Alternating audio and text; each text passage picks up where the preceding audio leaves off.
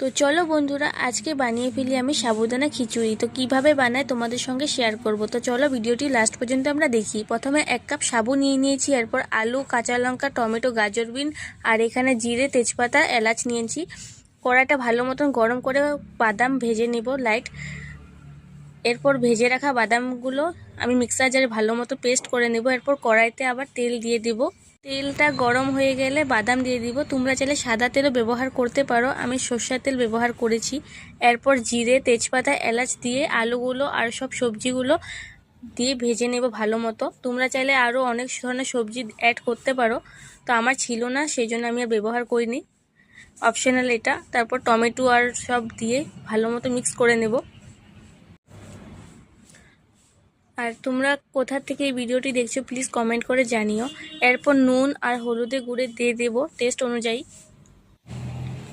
এরপর ভালো মতন ফ্রাই করে নেব। তো দেখো আমার কালার এসে পড়েছে। তোমরা চাইলে কাশ্মীরি রেড চিলি পাউডার ব্যবহার করতে পারো। এরপর আমি সাবু দিয়ে দিয়েছি, ওভারনাইট ভিজিয়ে রেখেছিলাম। এরপর যেটা আমরা বাদামটা পেস্ট করেছিলাম সেটা দিয়ে দেব। আর এটা দিলে টেস্টটা অল্প অন্য ধরনের আসে সেজন্য। এরপর ভেজে রাখা বাদামও দিয়ে দিয়েছি। আর যদি তোমাদের কড়াইতে লেগে যায় তো কোনো কথা নেই। তো দেখো আমার এখানে হয়ে গেছে সাবু খিচুড়ি। তো লাস্টে আমি যেটা মেন ইনগ্রেডিয়েন্ট যেটা দিব, মশালায় ম্যাজিক, আর এইটা দিলে সত্যি সব যে রেসিপি আমাদের খুব টেস্ট লাগে। তারপর আমি লাস্টে অল্প মশালায় ম্যাজিক ছিটিয়ে নিয়েছি।